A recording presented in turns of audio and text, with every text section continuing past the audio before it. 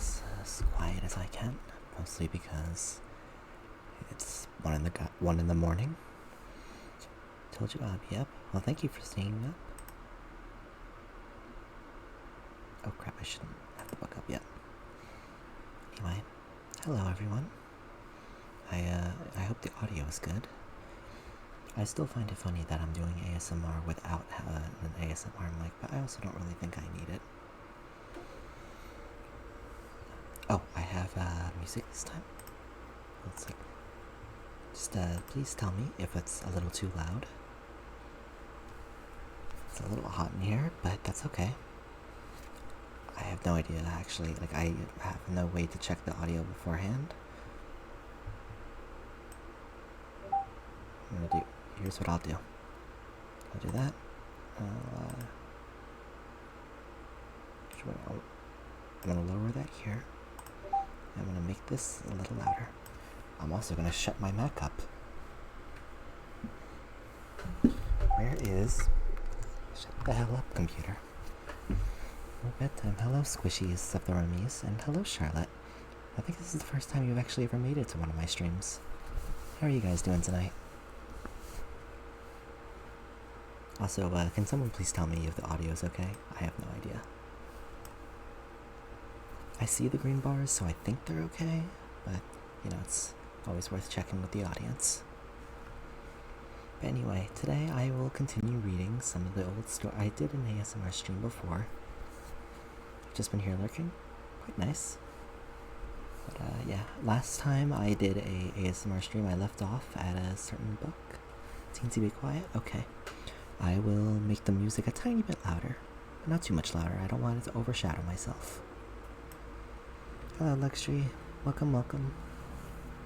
To be completely honest, I wasn't actually expecting anyone to show up, but that's fine. The stream started 4 minutes ago. But that's okay. Alright, so I do remember that I checked back on my last show. His other stream. Oh, wait, which bit's too quiet? Is it my microphone, or is it my, the ASMR music I have in the background? Because I can alter either one. I feel like I'm too loud. So I need to find the book there it is. Okay. I feel like I should stick more to a whisper. But I have my... Oh, I can have the book on. So this is the book that I shall be reading. It says illustrated stories for boys, but do not worry, girls can enjoy them too. And I know because gender equality. It was on my end that it was quiet. I am both. I see. So is the audio good then? Or do I need to make any final adjustments? Please let me know if I need to make it a little bit louder or a little bit quieter.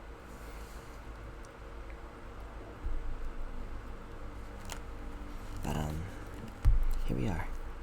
The story I will be starting off with is The Pesky Parrot.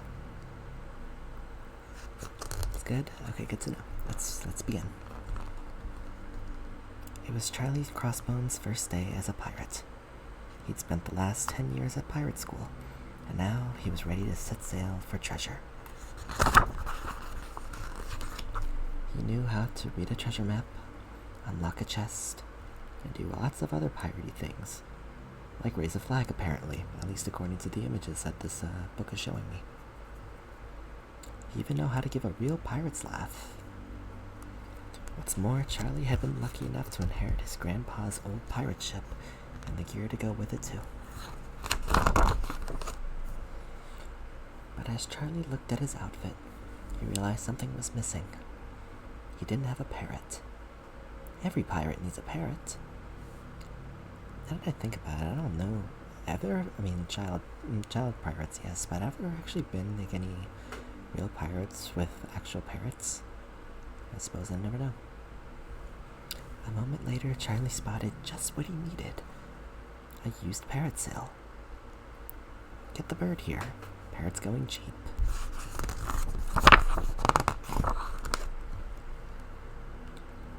parrots of all shapes and sizes. There was only one problem. They were all too expensive. "Do you have anything for a penny?" Charlie asked. "You must be joking, sailor." As Charlie turned to go, the parrot seller called him back.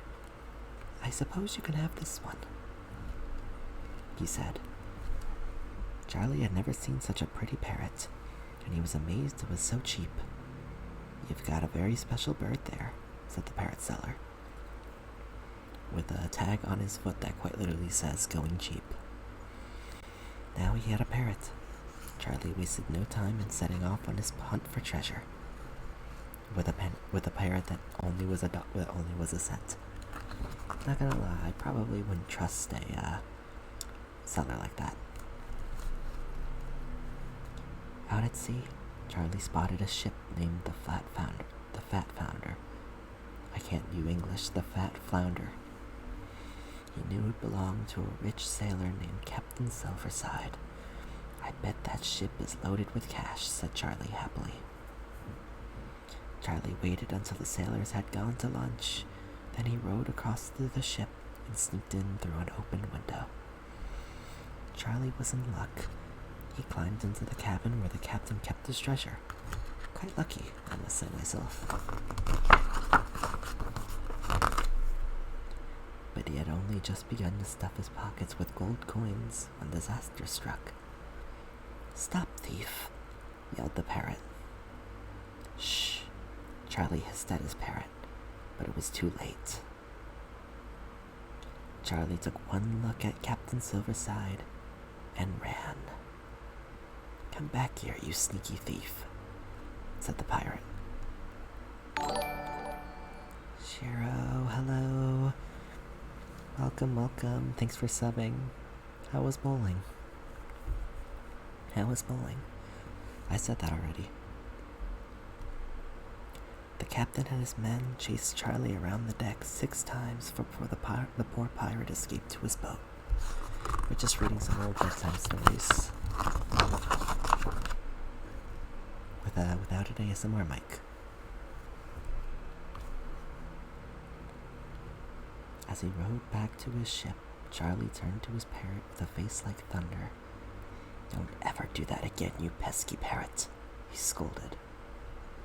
But every time they went to sea, the parrot caused trouble. Bowling got canceled. Aw, damn.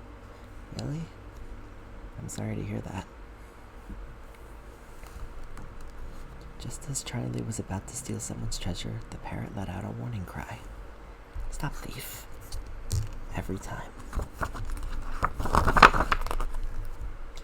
Each time, Charlie only just managed to escape. Soon, he was in a nervous wreck. Whenever you try to get rid of the parrot, like putting him in a bird cage and sending him off via mail coach, it always found its way back to Charlie's shoulder.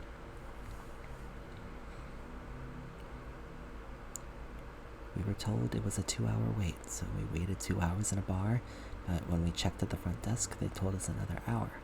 So we were like, yeah, no thanks. Oh dear. I'm sorry to hear that. I mean, did you at least, from the sound of it, you at least still got to spend some time with your friends though, so that's good. What did you guys do after that? If you guys did decide.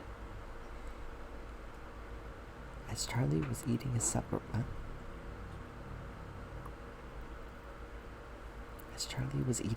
one evening, he wondered what he could do.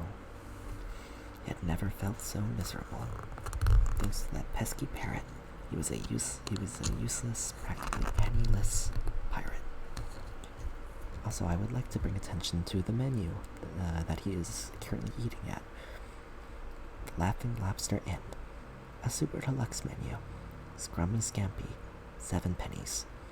Mouth-watering mussels, 6 pennies. Deluxe menu. Crispy cod, 5 pennies. Fancy fish cakes, 4 pennies. The cheap menu. Shrimp on toast, 2 pennies. And a very cheap menu. Bread and cheese, 1 penny. How goes your night, Green? My night's okay. I just finished an assignment and I felt like streaming a little bit of some ASMR, so I decided to just go for it. Yeah, it's 1 in the morning, but hey, maybe I can help someone fall asleep.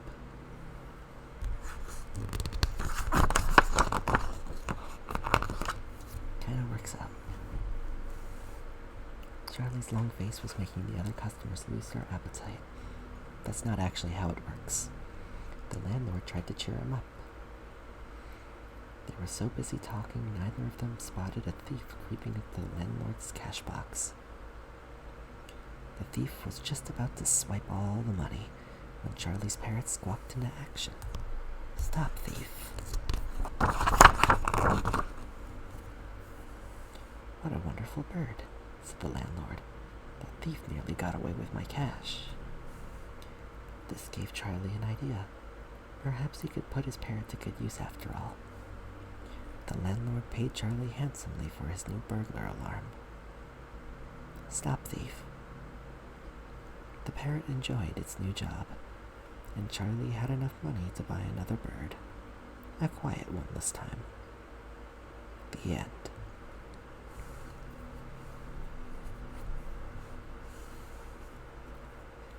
Is this actually a story from your childhood? This entire book are stories from my childhood.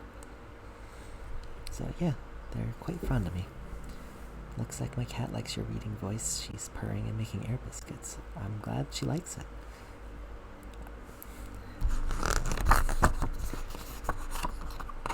Oh, here's one of my favorite ones. Sam and the Giants. On the edge of a gloomy forest, 3 giants were eating their dinner. The giants were gigantic. They were eating meat as big as rocks. Their spoons were like shovels, and their forks were big enough to dig a garden. You have the physical book with you? I do, yes. I brought it with me when I went back to the dorms. And yeah, now I have it with me.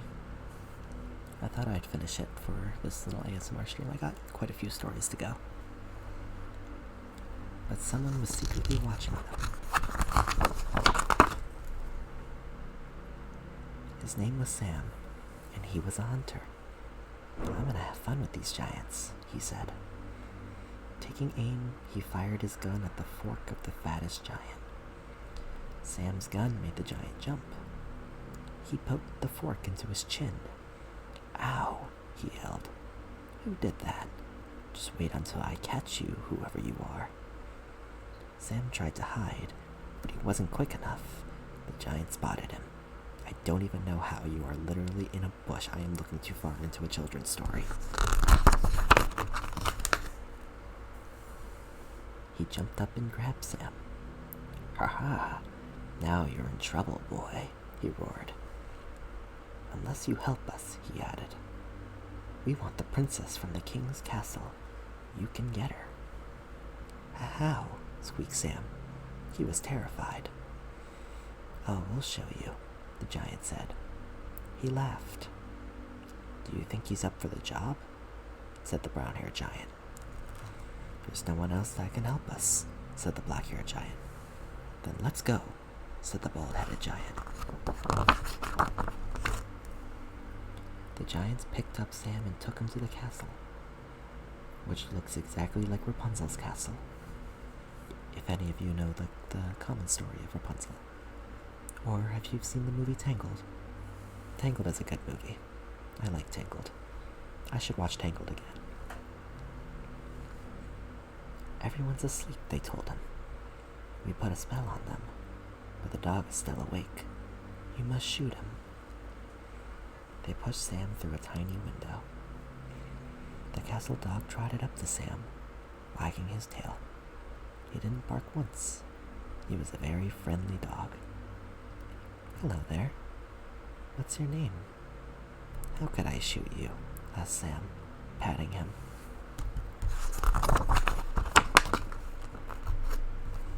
Sam decided that he wasn't going to help the giants. "I think I'll explore the castle," he said. Tangled is one of the best princess movies. I do agree. Tangled is very good. I love the frying pan. Zero, thank you so much for reading. I should probably maybe turn down the alert box sound. Hey Zero, how was the rest of your stream? We're currently reading some bedtime stories. On that note, actually, is there a way for me to turn down the alert box? I don't actually know. But anyway, how are you guys? How was the rest of I tuned in. I know I tuned in a little bit before. But how was it?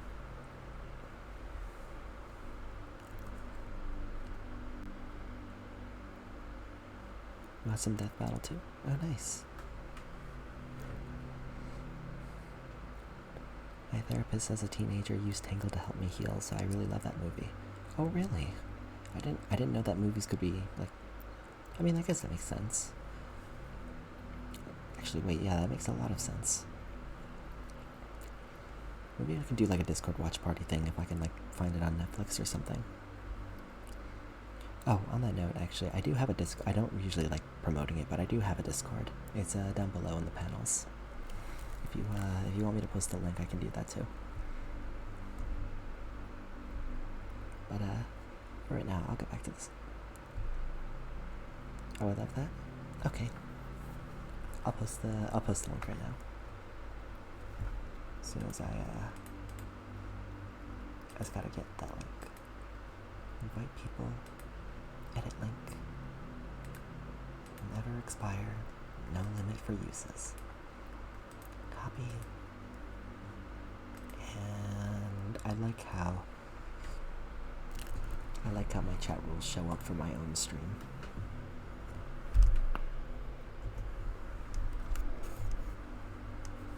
And there we go.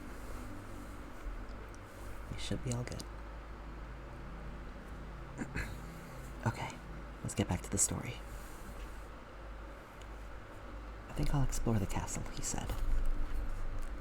In one room, Sam found the princess. He thought she was beautiful. He gazed at her for a long, long time, like a creeper. And then he tiptoed out.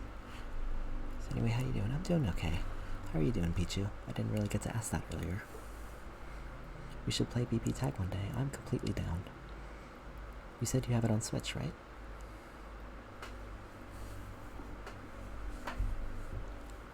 Yeah, I've also been picking up Yumi a little bit.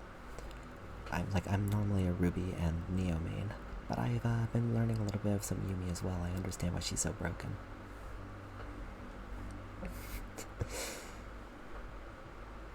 But I'm still not really that good at it. Been self-teaching myself how to play Greninja against a level 9 CPU. Nice. I can also assist with teaching a Greninja. I know a lot of Greninja tricks.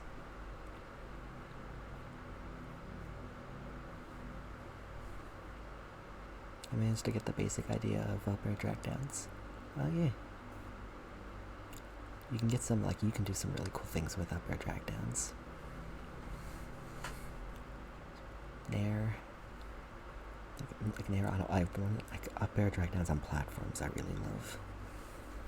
So, still not good at it though. Well, it comes with time. Next he found a room with a sword hanging on the wall. There was a golden cup beside the sword with writing on it. Drink this and use the magic sword to save the princess, he read Sam. Not sure if getting them into a check chase is part of it or not. It is. I mean, if they don't tech, then you can just jab block. But if they do tech, then yeah, you can read it. Sometimes you can jab block them and then down tilt, and then I love reading their air dodge into a forward smash. But options are always it's always free to stuff. Sam was excited. Perhaps he could save the princess from those horrible giants. He tried a sip of the drink. Quite tasty. I'm not sure exactly what's in there. I'll just say it's milk. Glug glug. He drank some more. Soon, he'd finished it. Something about you talking about smash tips in an ASMR voice makes me laugh. I'm sorry. supposed to be helping you fall asleep, not making you laugh. I don't know. You could fall asleep with laughter. Maybe. Probably. Probably not. I should stop. Now for the sword, said Sam. He gave a big tug, and he felt it move. Just a little. Haha, that's okay. Yes, I do. Hi, Cinda. He tried again. This time I came out in a rush. Haha, said Sam. Now to get those giants.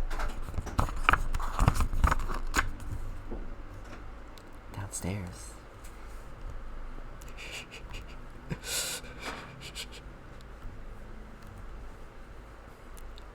Yes, Tits. Downstairs, the giants were knocking at the door. Let us in, they bellowed. You're too big. The door is too small, said Sam. Never mind that. Open the door, yelled the giants. Open the door now. Okay, said Sam, as he hid behind the door. As the giants crawled in, he chopped off their heads. The princess was saved, despite the fact that the picture literally does not look like their heads have been chopped off. At all.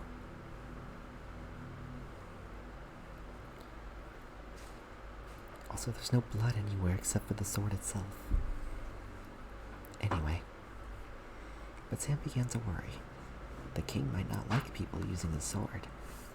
He could be in big trouble, so he ran away.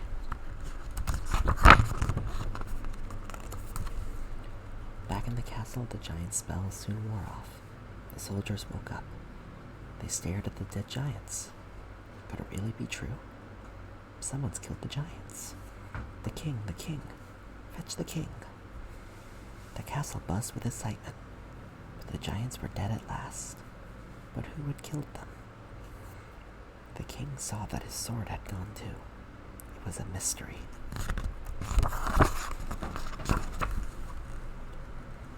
The princess was the happiest of them all. She dreamed of the handsome hero who had saved her. I'll marry him. We'll be so happy, she sighed.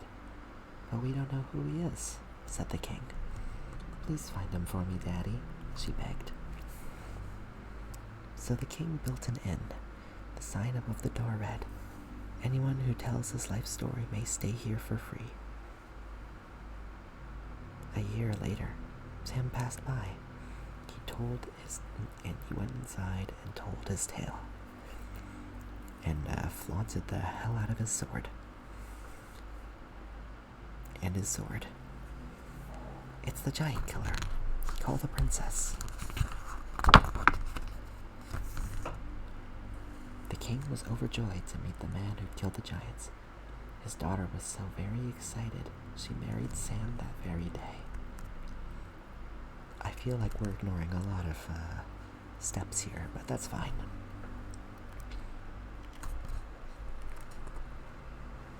Everyone was invited to the wedding, all across the globe. I don't know how everyone fit. Everyone, except for giants. None of the other giants would have gone anyway. They were far too scared of Sam. The end. I don't know why. I did really like that story. Even as a kid, obviously now I can look at it and wonder why the hell is the daughter marrying the guy he just met. But that's okay. It's a children's story. Anyway, the next story is The Tale of the Kitchen Knight. One day, a young stranger arrived at King Arthur's castle. He had beautiful white hands, but his clothes were all old and torn.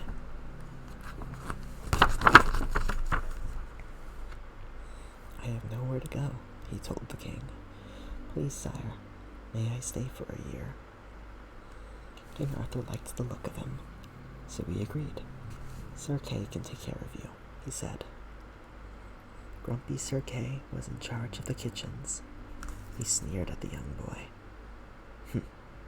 I shall call you Pretty Hands, he said. Now let's see how hard you can work. Work harder, Pretty Hands. Pretty Hands stirred soup, peeled vegetables, mopped floors, and washed dishes. He even chopped wood, but he never complained.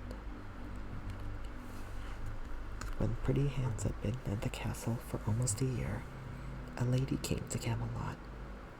Her name was Linnet, and she was very rude. "Get me a knight. I need help," she declared. "My sister Lioness has been captured by the Red Knight." "The Red Knight? He's as strong as 7 men.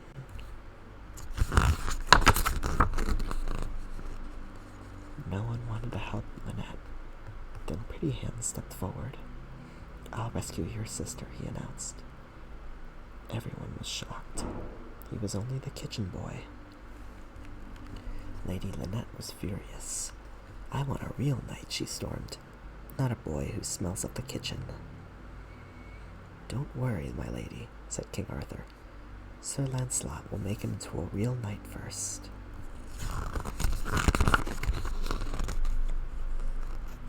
But just before he was knighted, Pretty Hands told Sir Lancelot a secret. His real name was Gareth, and he was Sir Gawain's brother. "Arise, Sir Gareth." The next day, Sir Gareth set off with Lady Lynette to rescue his sister, or her sister. I know genders. They faced dragons and worse. Gareth killed them all, but Lynette was not impressed.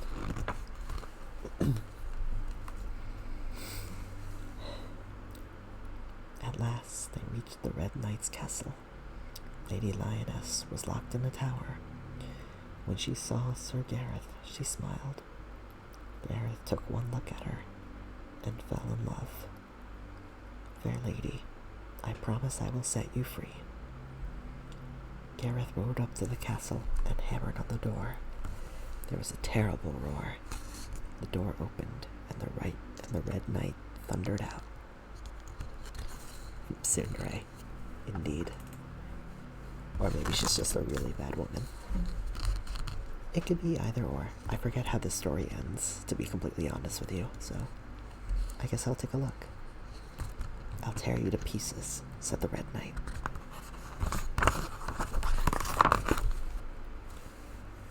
Sir Gareth and the Red Knight fought for hours. It was a hard battle, and both of them were badly wounded. But as the sun sank and the stars rose, Sir Gareth finally won. "Mercy," cried the Red Knight. Leaving the Red Knight on the ground, Gareth raced to the tower and unlocked Lady Lioness. Before she could say a word, he asked her to marry him. "Will you be my wife?" "Oh, yes." Again, I feel like we're skipping a lot of steps here.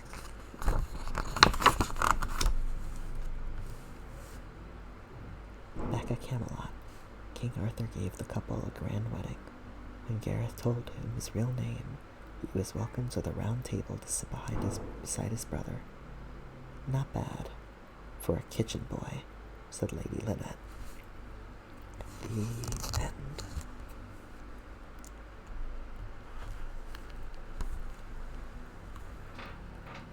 I feel like I should have more things to say about that story. But I don't, surprisingly. It's kind of a simple tale. Oh, I remember this next one. Attack of the Swamp Monster. Tom Smudge loved to listen to his grandpa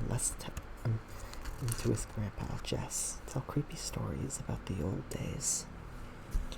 "Did I ever tell you about the swamp monster?" asked the old man one afternoon. "No," gulped Tom nervously. "It happened years ago," began Grandpa Jess. "I was a farmhand on Roy's ranch when one of the cows went missing. It sounds like the start of an alien movie. I searched all day, with no luck. As night fell, I spotted a muddy trail leading to the middle of the swamp." "Hello, Scoos. Welcome. Get closer to the mic. I want to hear you with my brain." Alright. I mean, it's ASMR. I suppose I'm supposed to be doing that.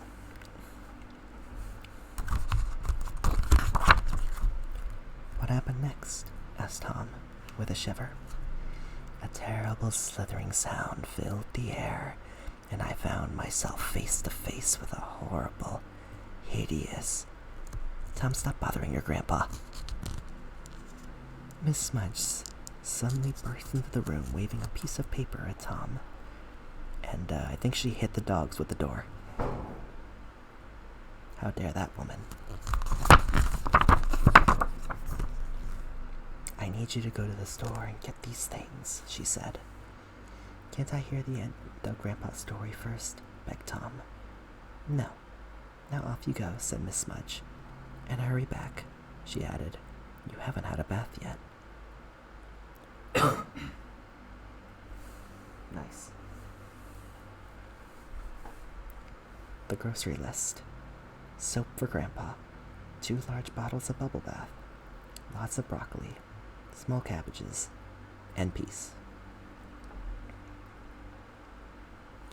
When it comes to ASMR, I've never had that tingling feeling I hear some people comment about. I've always just thought about it. Sounds nice. And that's about it. Yeah, to be completely honest with you, I'm about the same. Like, it sounds nice, but I never really get that tingling feeling either. I get that tingling feeling mostly with music. And I don't really get it that much anymore. But, you know, to each their own. Tom groaned. He hated baths. I also probably doesn't help that I don't actually have an ASMR mic. Like, that probably would help. He was trudging back from the store when his friends asked him to play football. Thinking of the waiting bath, Tom quickly agreed. By the time the game ended, it was almost dark. Tom decided to take a shortcut home across the swamp.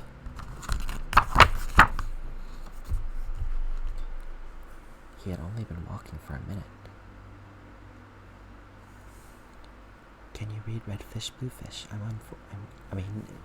Unless that story's online, I don't have that story.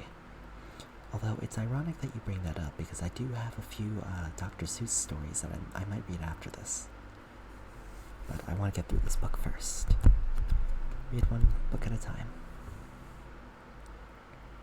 He'd only been walking for a minute when he heard a sinister squelching sound. Green stalks seemed to be curling around him. These weeds are very thick. But they weren't weeds that Tom could feel tightening around his ankles.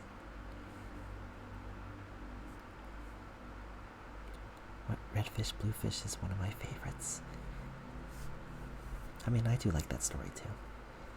1 fish, 2 fish, red fish, blue fish. Actually, no, 50 Shades of Grey, how dare you. But all of a sudden, dinner time. Wait, let me do that again, actually, hold on. Dinner time. Arg, the swamp monster. Help.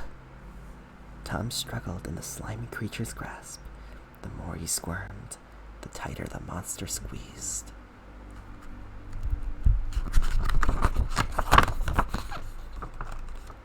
Tom wished he had never stopped to play football. The monster dragged him closer to his slimy, smelly mouth. Suddenly, there was a crack. The monster had smashed the bottles in Tom's bag. In seconds, the murky swamp water became a mass of sweet-smelling bubbles. The monster choked and sputtered on the foamy water. Tom slipped from its grasp.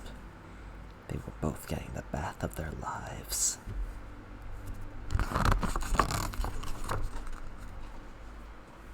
By now, several people had heard Tom's shouts and had come to help. They took one look at this new squeaky clean monster and bursted out laughing. For those of you who can't see the picture, it looks like a shriveled up penis. Is there a sex scene in this book? I find it really ironic that you asked that question the second after I said that. To be fair, there's a lot of marriage, so I would not be surprised if there was a sex scene in this book. The monster was so embarrassed, it swam off and was never seen again.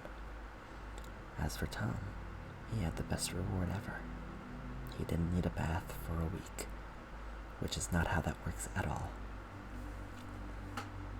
It's really not how that works at all. The end. I hope there's a gay sex scene. Diversity, I guess. But I don't know if there is. Although, who knows, actually. Again, I got maybe none of the stories that we read so far, but I don't remember all the stories. So maybe here we go. So alright, here we go. This is a book about stories for boys, so I would believe the most the story would go would be that of a kiss. I disagree. They had marriage, which means, obviously we're going a little bit farther than that. Like hand-holding. Actually, I think they were hand-holding in one of the pictures. How lewd. Anyway, here's the next story. Robot robbery.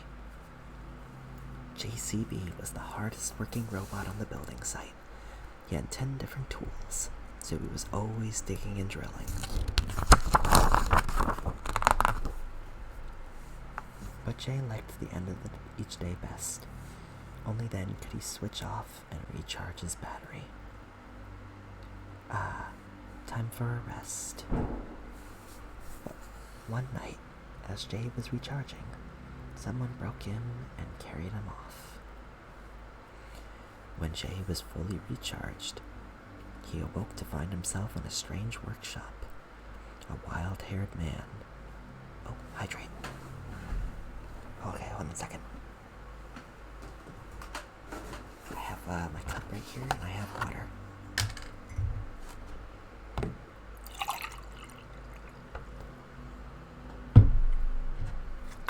Excuse, no need. What he's saying is fine, but it's not too surprising. It's really not. I think a good portion of us are a good portion of us actually me.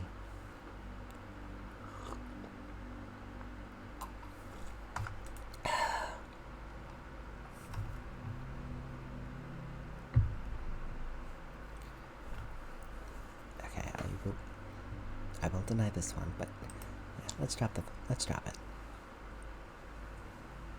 I did not use that block term.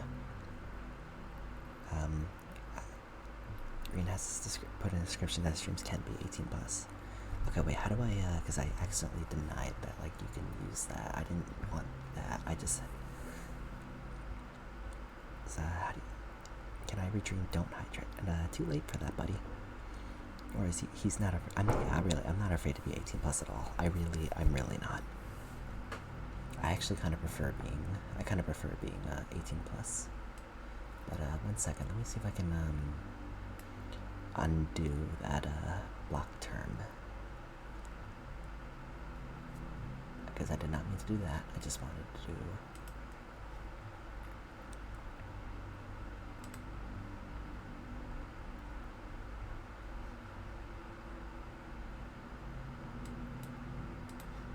Okay, wait, how do I... No, that's not it. Ah, there we go. Perfect. Can I get an RR? I have a command for that, actually. Not a command, but a channel point thing for that, actually. If you save up 2,000, I'll drop the best RR that I can. Quote from the About Me. I'm not afraid to be 18 plus, within reason, of course. So if those kinds of jokes or imagery offend you, or anything like, I'm probably not for you. Indeed.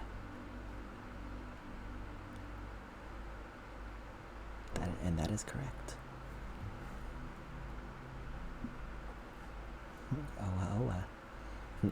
Hello, Ming T1 White. Welcome. Okay, let's continue the story. A wild-haired man was fiddling with Jay's control panel. Hey, what's going on here? He gulped. Quiet, you tin-plated twit. Who are you? Cried Jay. And what do you want? The name's Filch, snapped the man. And the rest you'll find out soon enough. I'm black, by the way. I literally do not care. I don't care what gender you are. Wait, no, that was right. I don't care what gender you are. I don't care what race you are. I don't care what sexuality you are. You're a person. If you're a person, you're a person. So I literally do not give a flying crap what any of those. I probably should have refined that what I wanted to say before I said it. But yeah, my point still stands. My point still stands. I don't care if you're a guy. I don't care if you're a girl. I don't care if you're white. I don't care if you're black. Everyone is welcome here, no matter what. Girls deserve equalities and boobs shouldn't be glorified. I do agree with the first part, but I don't know. I like boobs. Do you support Black Lives Matter? I do support Black Lives Matter. But let's not go too far into it. I agree with that, except if you're a girl, I will kiss you on the mouth. I am a guy, so unfortunately I will not get kissed on the mouth, which kind of saddens me. Like, one of the things, one of my only goals in life is I am looking for love. So I hope maybe one day I will get kissed. I'll get kissed on the mouth again one day. Are aliens welcome? Of course aliens are welcome. Everyone is welcome here. I should be back digging at the site, cried Jay. I have a much better job for you, said Filch. I want you to dig for me into Bullion's bank. I'm not taking orders from you. When I reprogram you, you'll do whatever I want, snarled the crook. You can always become an artist and ship yourself with green shot. I kind of am. I do know how to draw. That could be a fun drawing. Can you read stories for girls now or boy? I'm reading this story. I'm reading this book. I'll kiss you on the forehead if it makes you feel better. That's good enough.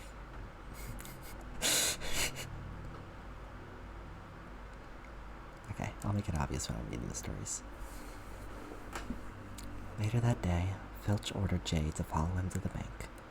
No, said Jay. Filch pushed a button on the remote control, and Jay followed. Okay, metal muscles. Start digging. But Jay refused to dig. Filch angrily flicked 2 switches on his remote control. I obey, said Jay, and began burrowing into the ground at top speed.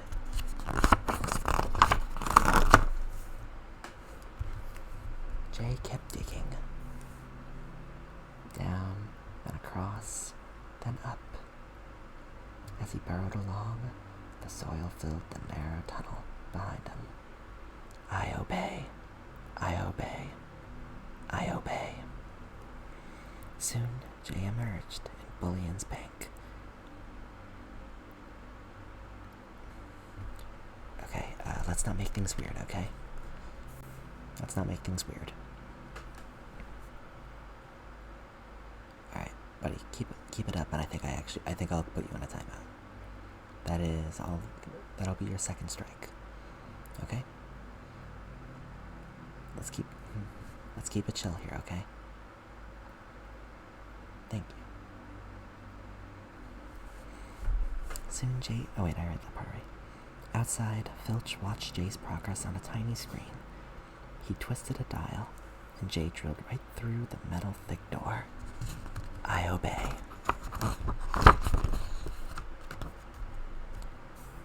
Yes, I'm aware, but we don't really need to know that. Filch was delighted. Only the electric inner door left to go, he said, with a grin. Then all that bank's gold will be mine. Jay's saw buzzed into action, but as soon as he sliced through the door, an electric shock blasted Jay off his feet. Okay, yeah, but alright, do we have I don't think I have a mod here today, so I'll just do it manually. How do I do that from here? I be a stream manager.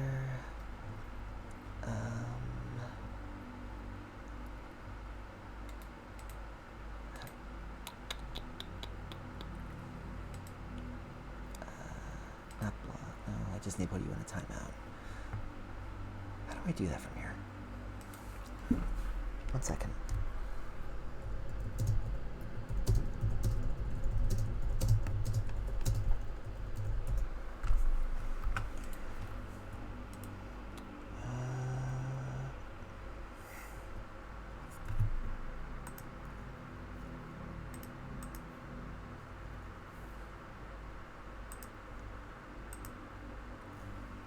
Okay, wait, I think that's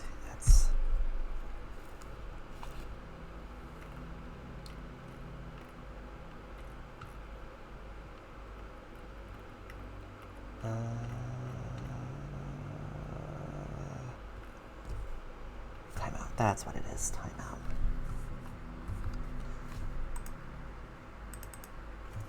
Okay. /timeout.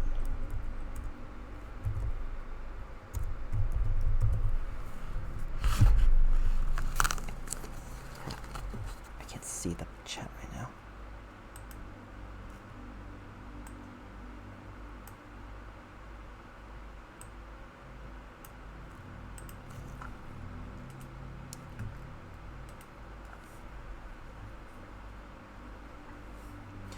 Okay, wait. I really wish that I could. Let me do it from here. Timeout.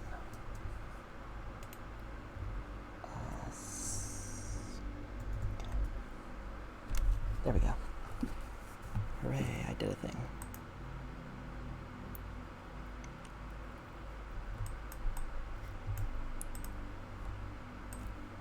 Alright, apologies for that. Oh, I did have a moderator here. Oops. Okay. Now that we got that taken care of, let's go back to the story. Okay. Win games offer being a mod looking mad nice right now. Yeah, but I don't know. I have a mod. I don't have enough people where like I can handle it myself. But I do appreciate it. I don't know. I'll look into mods more in the future. Okay. Suddenly, Jay felt different.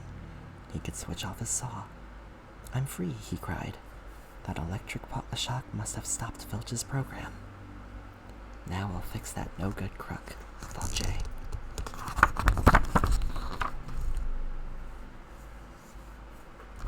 Minutes later, Jay popped out of the tunnel and handed Filch 2 big sacks. Run, he cried. The guard saw me stealing the gold. Filch ran home as fast as he could, but he was in for a surprise. The greedy cook excitedly tipped over the contents of the sack, only to find mud. Jay had filled the sacks with rubble from the tunnel. Filch spat out a mouthful of dirt. That's the last time I trust a robot, he shouted. The end. The end. I don't know what. You apparently you knew that there was an electric door, so why did you trust? Okay, I'm not gonna look too far into that. Okay, yeah. Oh, I think this one's the last one. I think in this book. Yeah, this is. Okay. We're in for the last story in this book. Are you ready?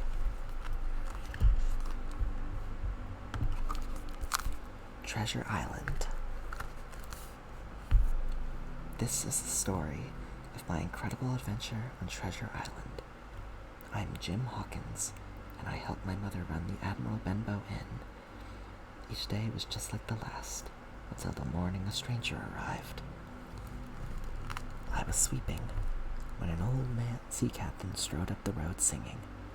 He stopped outside the inn. Many people here? He growled. Excuse me. I shook my head. Then I'll stay, said the captain. Can you do something for me? The name's Billy Bones, he told me, giving me a silver coin. Look out for a sailor with one leg, and I'll give you a coin every month. During the day, Billy Bones strode along the cliffs, peering at the sea through his telescope. At night... Oh wait, new Pokemon Unite Pokemon. Oh, did they announce it? Wait, did they announce it? Shit, I gotta look at that later. But, at night, he told scary stories about pirates. He stayed for months, but he never paid my mother a penny. One frosty morning, when Billy Bones was out, a man came to the inn. "Is there a captain staying here?" he asked. Just then, Bones strolled through the door. "Hello, Bill," said the man. Bones looked as though he was as white as he had seen a ghost.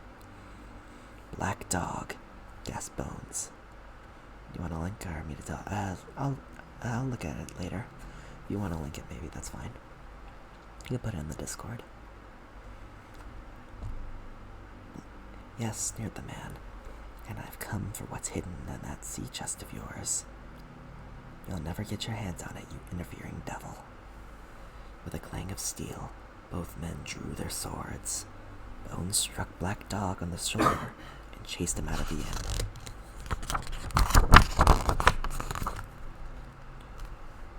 Bones was so shocked that he grew sick and had to stay in bed. "You've got to help me, Jim," he begged. "Black Dog sailed with a pirate named Captain Flint. Now his whole crew will be after me. If you ever see strange men hanging around, get help." Only a few days later, I heard an odd noise outside. Tap, tap, tap, tap.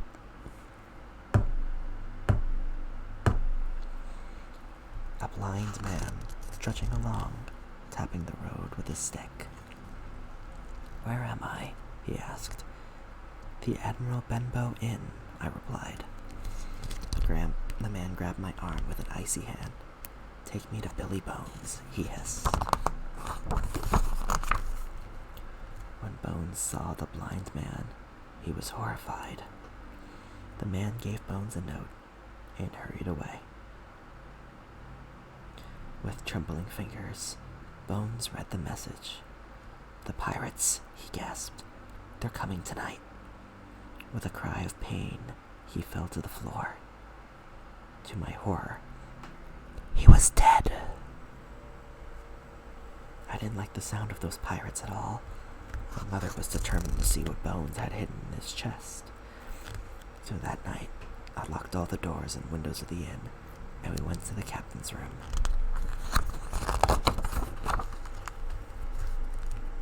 His chest was full of old clothes and weapons, but at the very bottom we found papers and a bag of gold. Excitedly, we began to count the money. Just then, someone rattled the door of the inn, and then I heard a faint tapping. Tap, tap, tap. We grabbed the papers and the money and ran out into the night. I had only just pulled my mother into the hiding place when a gang of men rushed to the inn. They smashed down the door and stormed through our home, shouting, "Bones is dead. Find the papers."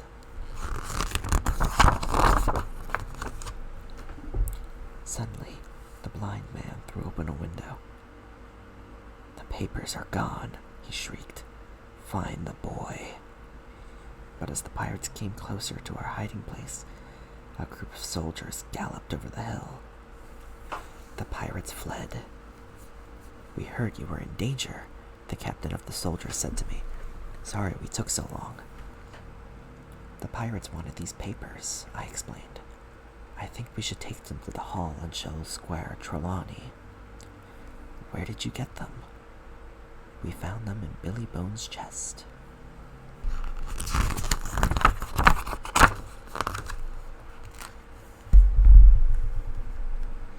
Squire Trelawney was having dinner with his friend Dr. Livesey. They were amazed by my story. When Dr. Livesey opened the packet of papers, he found a map. No wonder Flint's pirates wanted this, he said. It shows where his treasure was buried. Squire Trelawney was thrilled. Here's my plan, he said.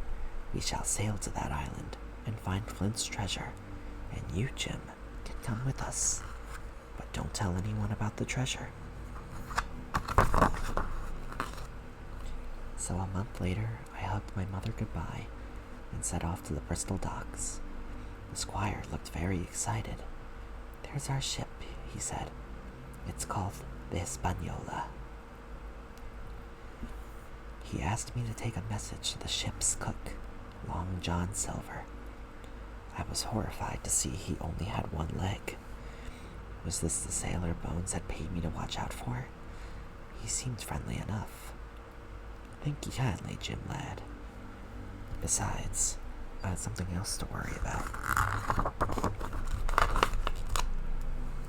Captain Smollett, who was in charge of the Hispaniola, was angry.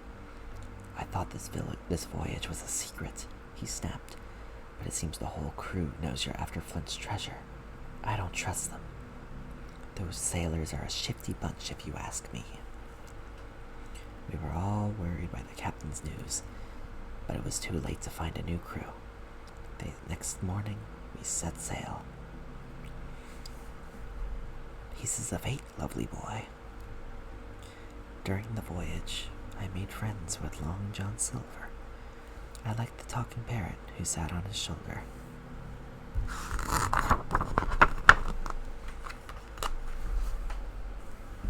But one night, I was climbing into a barrel to get an apple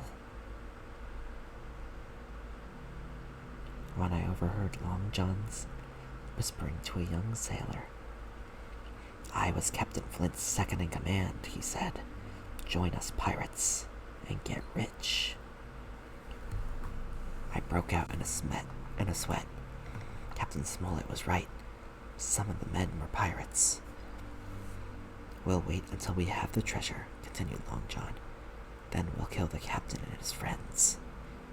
Oh no, I thought. I've got to tell the others.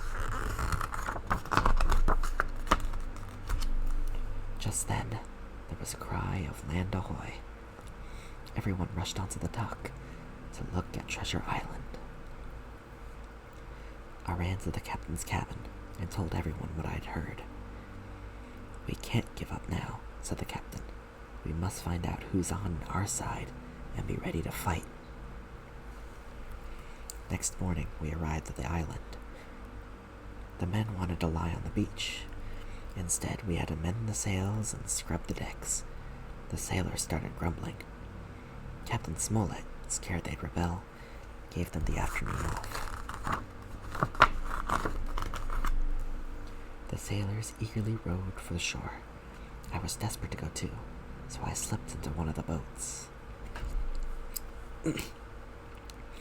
When we reached the beach, I jumped out and ran into the trees. I couldn't wait to have a look around the island. I was exploring the island when I heard Long John Silver talking to one of the sailors. Join us, pirates, or you'll pay the price. The settler turned and ran. With a growl, Long John hurled his walking stick, knocking the man down and killing him.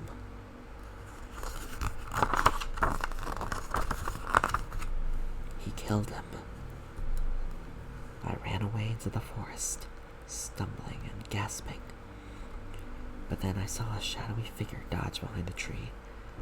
As I drew closer, a wild man sprang out. Don't hurt me. I'm only poor Ben Gunn. My pirate friends left me here to die, said Ben. Please, help me escape from the island. I'll make you rich if you do. Just at that moment, the distant boom of a cannon shook the air. I must go help my friends, I thought.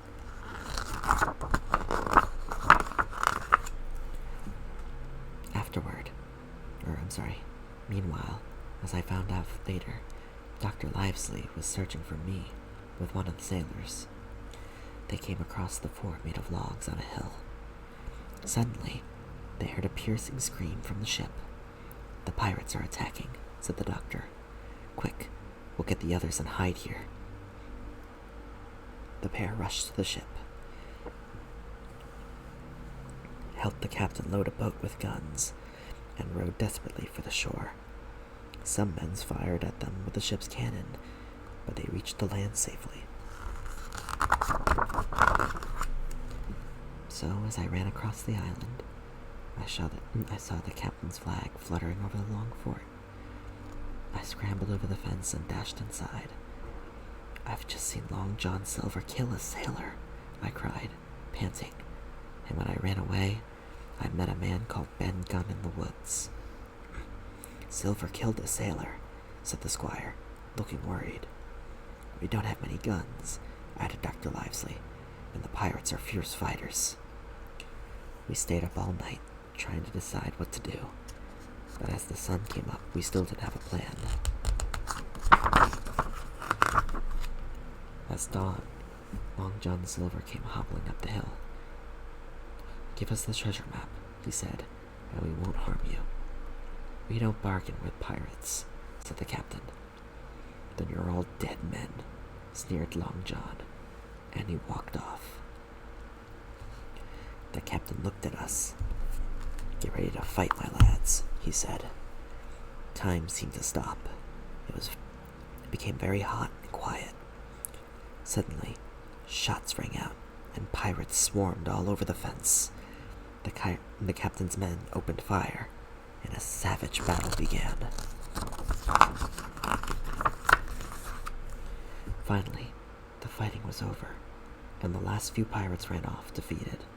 Dr. Livesey took the treasure map and disappeared into the woods. I guessed he had gone to find Ben Gunn and wanted to help. Taking 2 pistols, I crept away to join him.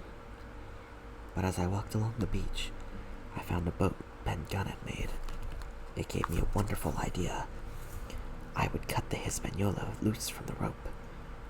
With luck, the few pirates left on board would be taken by surprise, and the ship would run aground. "I'll give those pirates something to think about," I thought.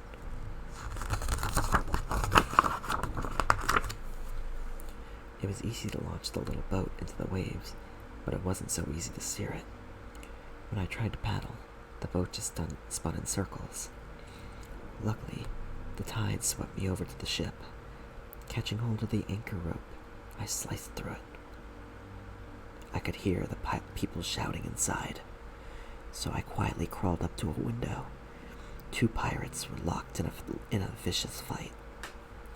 The ship moved suddenly, startling the pirates. I dived back into my boat and crouched at the bottom. I hid with my eyes shut as the waves carried me out to sea. Hours later, I woke with my head spinning. It was already daytime, and I was bobbing on the sea not far from the island. But when I tried to paddle ashore, the boat was caught by a huge wave and plunged underwater for a second. I was terrified. I realized I had no control over the boat, and I feared I'd be lost at sea forever. Then, to my great relief, I saw the Hispaniola drifting my way. There was only one thing to do. I would have to get on board and try to take charge.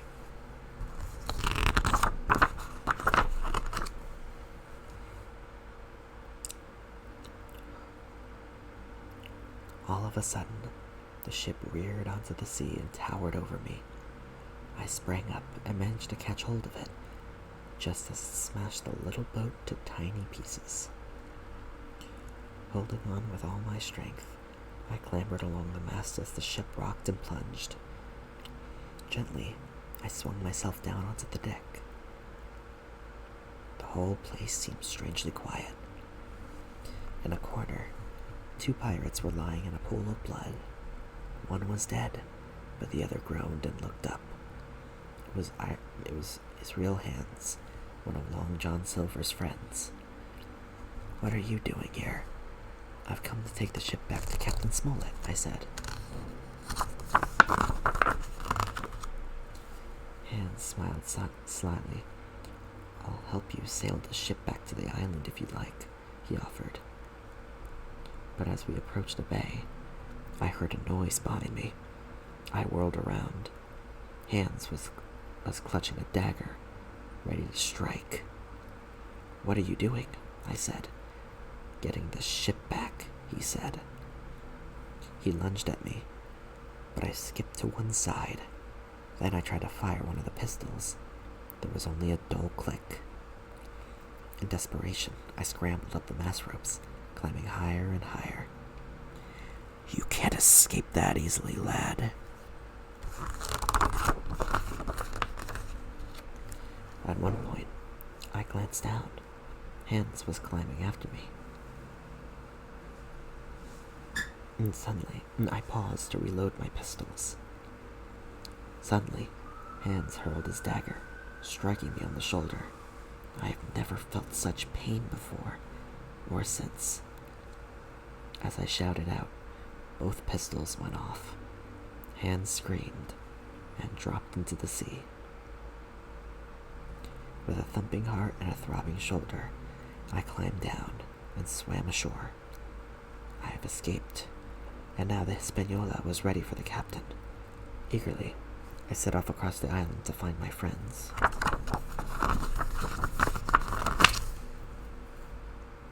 When I finally reached the log fort, it was dark. I crept inside, stumbling into the gloom. Suddenly, a weird voice shrieked, "Pieces of 8." It was the parrot. I had tried to run, but someone grabbed me and held up a light. To my dismay, I was surrounded by pirates. "Your friends are gone," Long John said. "There's only us now." Another pirate snarled and lunged at me with a knife. "Hey," growled Long John, "I'm in charge here."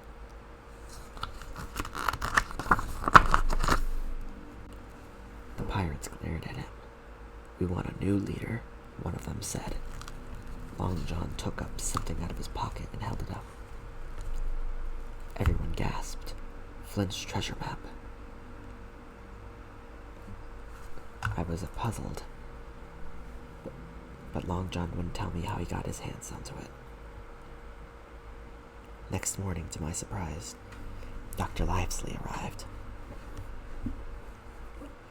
He had agreed to look after the wounded pirates. Long John was determined to keep me as a prisoner, but he let me talk to the doctor for a while. "I thought you'd gone," I said, telling Dr. Livesley about my adventure on the Hispaniola. "Well done, Jim. Don't worry. We'll rescue you." Soon after breakfast, the pirates set off to take the treasure. They took me with them. However will I escape, I thought, in a panic. The map said Flint's chest was buried under a tall tree in the shadow of Spyglass Hill. As we neared the spot marked X on the map, the pirate ahead began to shout, but he hadn't found treasure. He'd found a skeleton. In the silence that followed, a spine-chilling voice filled the air. It sang a sailor's song. "The ghost of Captain Flint," cried the pirates. "Flint is coming to get us. Run!" "Don't be stupid," said Long John. "It's just someone trying to scare us." Another pirate spotted a tall tree, and everyone charged over to it. But at the bottom of the tree was an empty hole. The treasure was gone. Long John had dragged us all this way for nothing. Long John tapped me on my good shoulder. "There's going to be trouble," he whispered. Was he on our side now? I clutched my pistols tightly, feeling sweat run down my neck. "The men are going to be furious.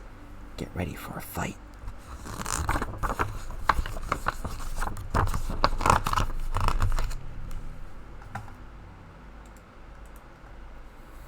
The pirates stared at Long John menacingly, and then drew their guns. Just then, shots rang out. Dr. Livesley and Ben Gunn charged out of the bushes with a sailor named Gray. The terrified pirates ran off. "Quick," said the pirates. "We must get into the boats before the pirates." We sprinted to the beach, with Long John hobbling behind. "Don't leave me," he panted. "The others will kill me." We clambered along the boat and rowed to the Hispaniola. "I'll dive into the boat so the pirates can't follow us."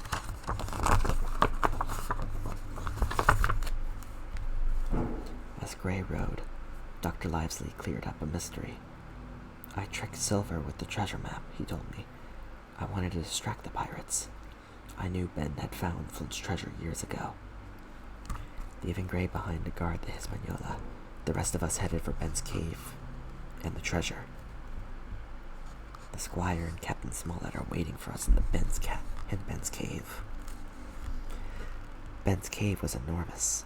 The ground was covered in huge heaps of glittering coins, gold bars, and jewels that gleamed in the firelight. The squire and Captain Smollett were thrilled to see me. That night, we had a grand feast to celebrate finding Flint's treasure.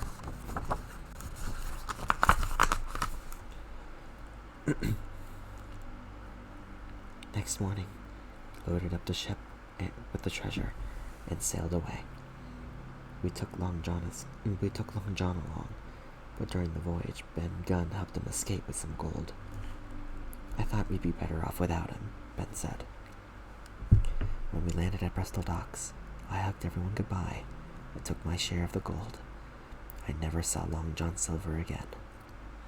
I never did go back to Treasure Island, but sometimes, in my dreams, I hear the waves on the sand or Long John's parrot squawking. Pieces of 8. The end. And that was Illustrated Stories for Boys. I hope you enjoyed that. Okay, so I'm gonna read a few more stories. I have another book here. I just gotta change it up. But 1 second. I think it's, what's it called again? Okay, hold on. I got this.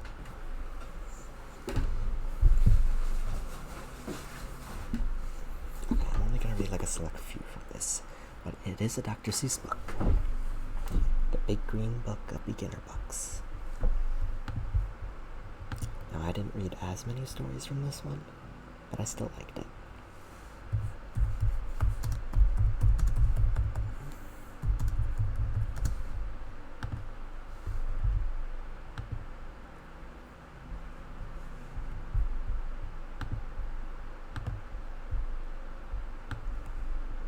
Okay, I have it here.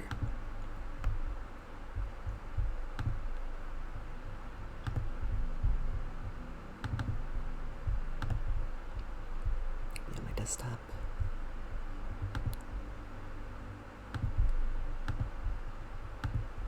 Okay.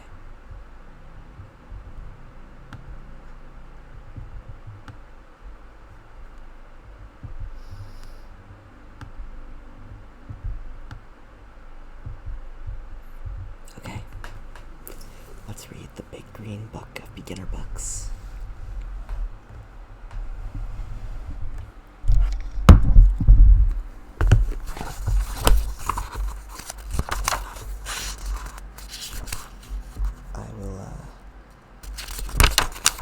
I'll read the ones that I was familiar with.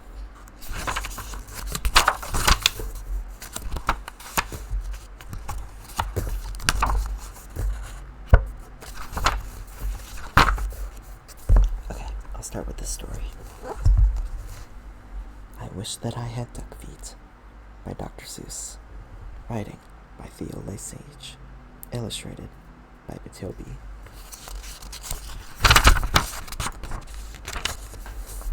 I wish I had duck feet, and I can tell you why. You can splash around in duck feet.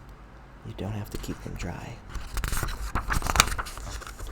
I wish that I had duck feet. No more shoes. No shoes for me. Them in and out of the shoe store. but not have my size, you see. If I had 2 duck feet, I could laugh at Big Bill Brown. I would say, you don't have duck feet. These are all there are in town.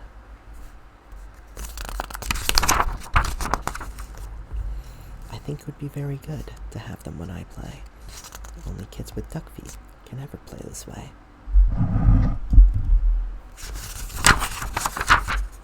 But my mother would not like them. She would say, get off my floor.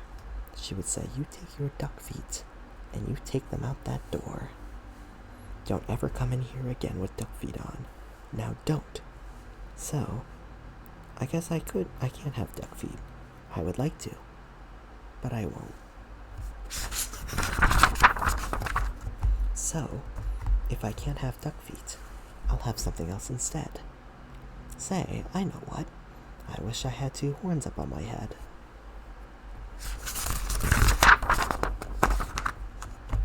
I wish I had 2 deer horns. They would be a lot of fun. Then I could wear up 10 hats up there. Big Bill can just wear 1. I think they would be very good to when I when I play ball. Then nobody could stop me. No, sir. Nobody at all.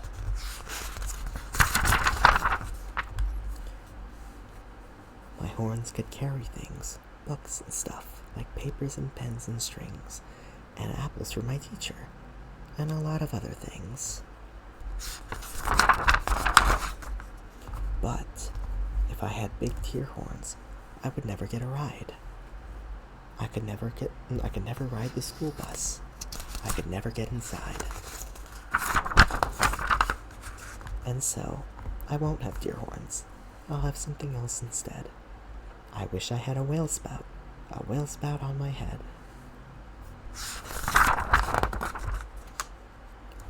When days get hot, it would be so good to spout my spout in school. And then Miss Banks would say, thanks. You keep our school so cool. There are a lot of innuendos in that one that I'm just going to completely ignore.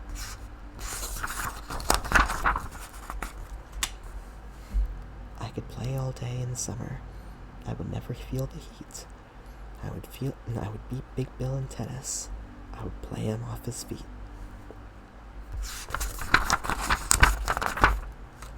But my mother would not like it. I know just what she would say. Not in the house. You shut that off. You take that spout away. I know what that she would tell me.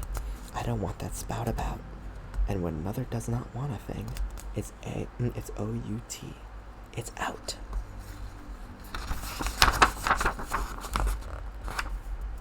And so, I will not have one. I don't wish to be a whale. I think it would be better if I had a long tail. Poor Bow.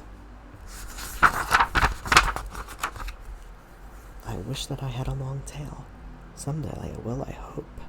Then I'll show the kids in town new ways to jump a rope.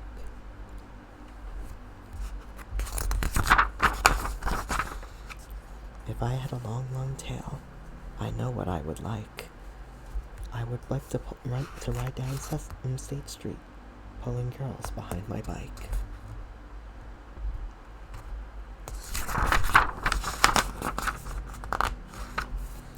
I wish I had a long tail, and I can tell you why. I could hit a fly 10 feet away and hit him in the eye. I know Miss Banks would like this.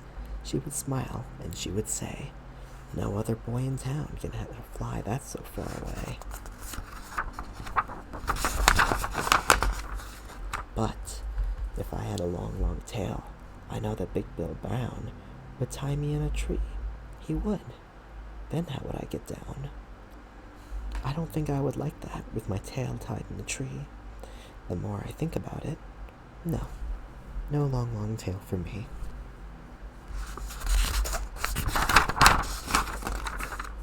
And so, if I can't have a tail, I'll just have a long nose. A nose just like an elephant's, on the longest nose that grows.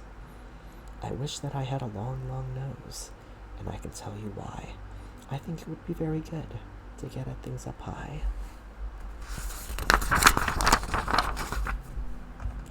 Every kid in town would love it. Every kid but Big Bill Brown.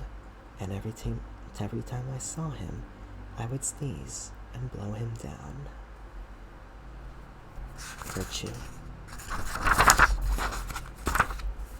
Say, I could help the firemen. My nose would be just right. I could help them put out fires 100 times a night. Oh, I would do a lot of things that no one ever did. And everyone in town would say, just watch that long-nosed kid.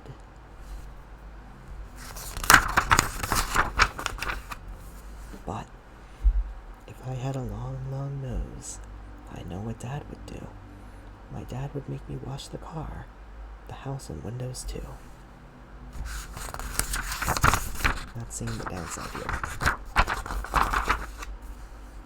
My dad would make me work all day and wash things with that hose. I guess it would not be so good to have a long, long nose. Now let me think about it. All these things I want are bad, and so I wish. I wish. What do I wish I had?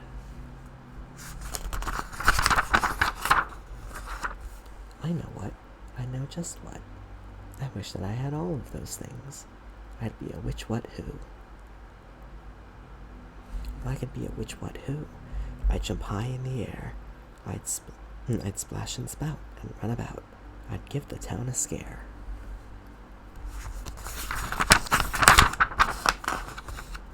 But the people would not like it. They would be scared, I would bet. They would call the town policeman. They would catch me in a net.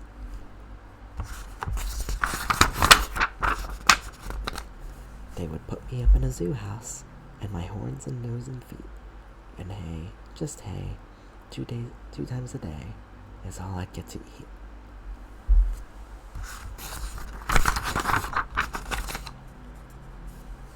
I think I would be very sad, so when people came to call.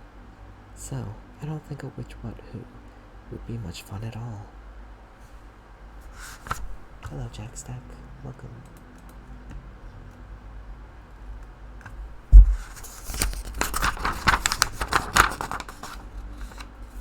And so, I think there are some things I do not wish to be, and that is why I think that I just wish to be like me. The end.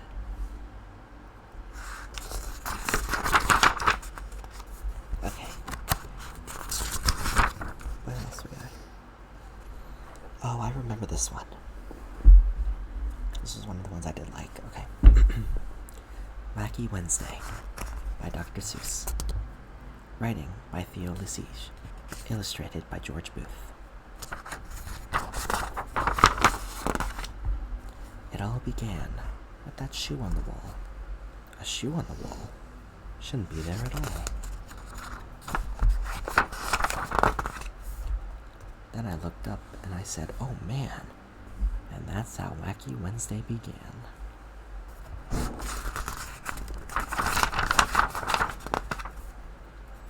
I looked out the window and I said, gee, more things were wacky. And I saw 3. And the hose was cut. There's a worm chasing after a bird. And I think the bananas are upside down. Let's see if I can spot all the wacky things. I went down the hall and I said, hey, 3 more things were wacky today. The table had the table has like a candy cane for a thing. The door has 2 knobs, and I think one of the paintings are upside down. And the Dr. Seuss, and the Dr. Seuss indeed. In the bathroom more. In the bathroom 4. Although I do kind of find it weird. First off, I'm pretty sure this is a girl. and and the girl's naked in this picture. I don't really know why they're showing that. I suppose it's not really showing anything. Actually, no, it is showing something. It's showing the fact that she's wearing a sock in the shower. What the absolute fuck? Why is she wearing a sock in the shower? I guess that's one wacky thing. There's also a tree in the toilet. There's a fish in a jar. And one of the faucets is upside down. I gotta make sure I don't get too loud. I began to dress, and then I said, wow, 4 more things were wacky now. There was a chair that was, that's not how physics work. The clock's numbers are upside down. There's more shoes in the ceiling. And there's a shoe under the bed.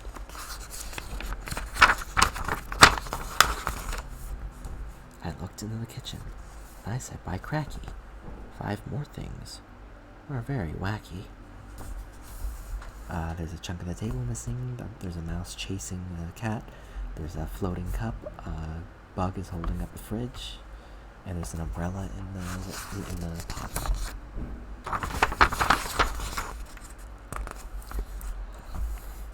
I was late for school. I started along. And then I saw it. 6 more things were wrong. Okay, there's a cheetah in a baby stroller. There's a floating window. The driver's seat's in the back of the car. What else we got here? There's no door on one of the houses. There's a tree coming out of the chimney.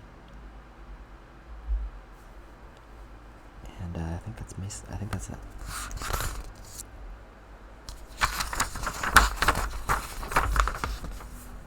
And then 7 more.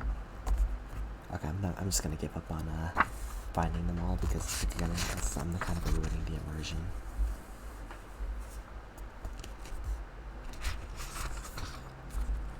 And the Sutherland sisters, they looked wacky too. They said nothing is wacky around here but you. Despite the fact that you're quite literally decapitated. And the other one's a ghost. Actually, now that I'm looking at this kid, I can't tell if he's our guy or a girl. Suppose it doesn't matter.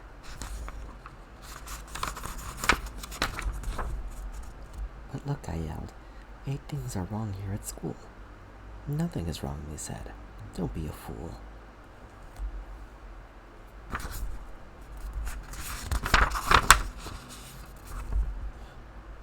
I ran to the school, and I yelled to Miss Bass, look, 9 things are wacky right here in your class.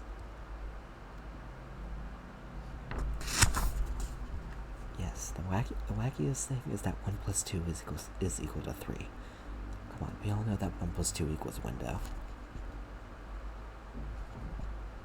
That is a nice beard that kid has.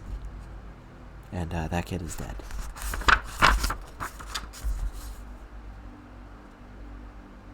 Nothing is wacky here in my class. Get out. You're the wacky one. Out, said Miss Bass.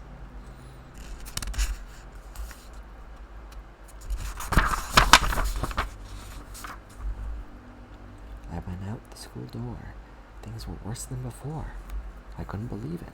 10 wacky things more.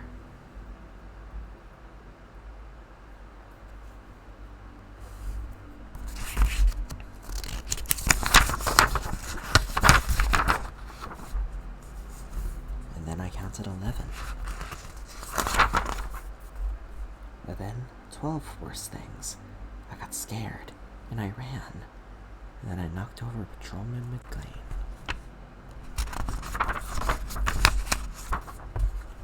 I'm sorry, Patrolman. That's all I could say. Don't be sorry, he smiled. It's that kind of day. But be glad. Wacky Wednesday will soon go away.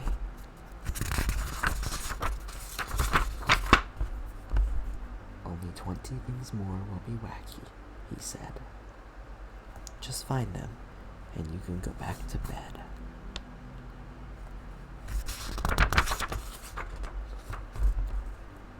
Lucky Wednesday was gone when I counted them all. I even got rid of that shoe on the wall. The end.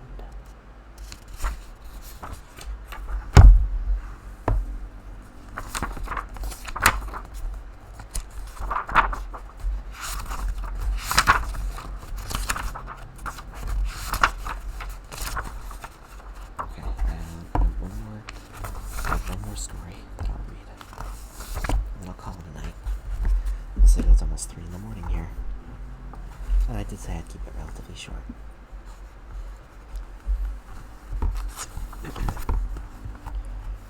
My final bedtime story. I am not going to get up today, by Dr. Seuss, illustrated by James Stevenson.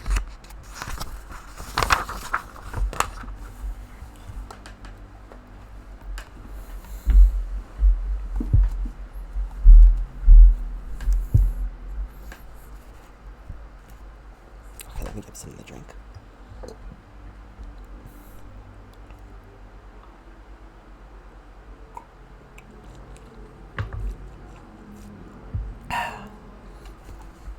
That's some good water. Okay. Please let me be. Please go away. I am not going to get up today. The alarm can ring. The birds can peep. My bed is warm. My pillow's deep. Today is the day I'm going to sleep. I don't care if kids are getting up right now all over town. I'm the kid who isn't getting up. I'm staying down.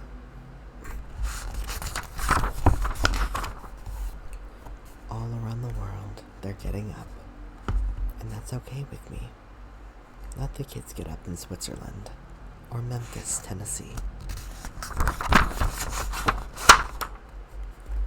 Let the kids get up in Alaska and in China. I don't care. Let the kids get up in Italy. Let the kids get up in Spain. Let the kids get up in Massachusetts, in Connecticut, and Maine. Let the kids get up in London, and in Paris and Berlin. Let them get up all they want to, but not me. I'm sleeping in.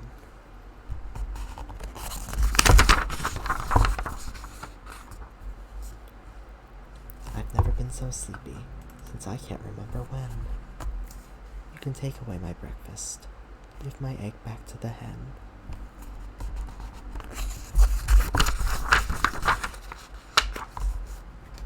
Nobody's going to get me up, no matter what he does. Today's my day for woozy snoozies says.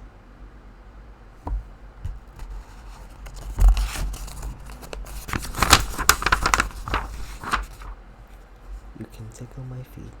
You can shake my bed. You can pour cold water on my head. But you're wasting your time, so go away. I am not going to get up today.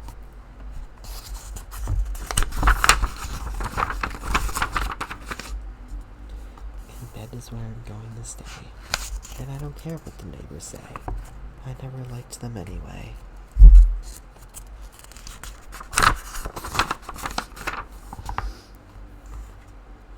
Let them try to wake me. Let them scream and yell and yelp. They can yelp from now till Christmas, but it isn't going to help. My bed is warm and my pillow's deep. Today's the day I'm going to sleep.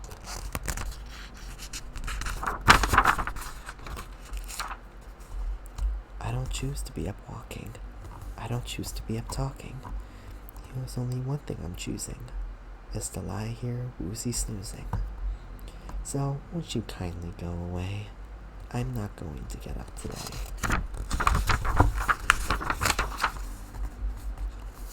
You won't get me up with a strawberry flip. You won't get me up with a marshmallow dip. Or a pineapple butterscotch ding dang do. My tongue is asleep, and my teeth are too.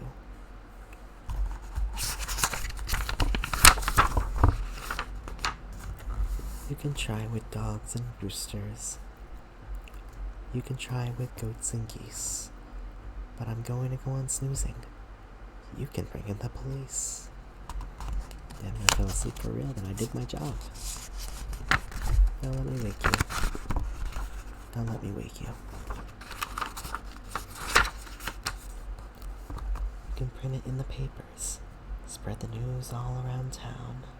But nothing's going to get me up. Today I'm staying down.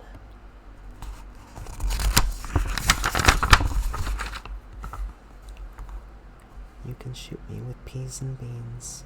You can bring up the United States Marines. You can put the whole thing on TV. But I won't get up today.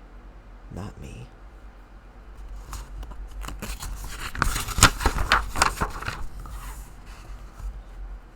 Nothing's going to get me up. Why can't you understand? You'll only waste your money if you hire a big brass band.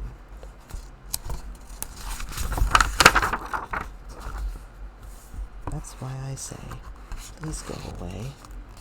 I am not going to get up today.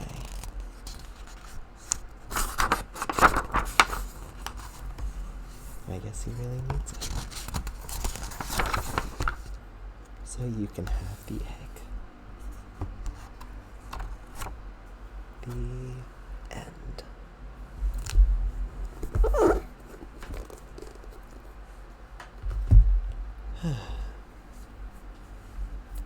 And that's all the stories I have for you today.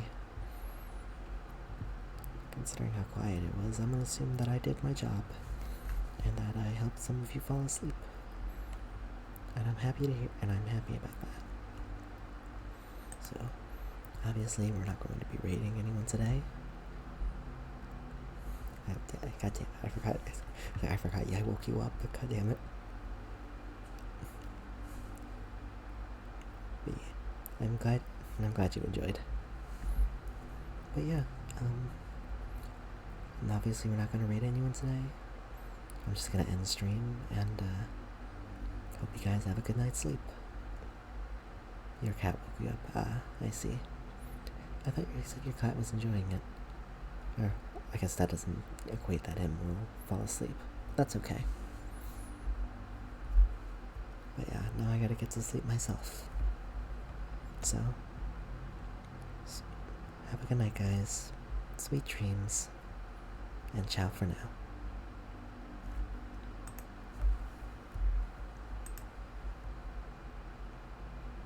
I'll see y'all next time. Have a good night.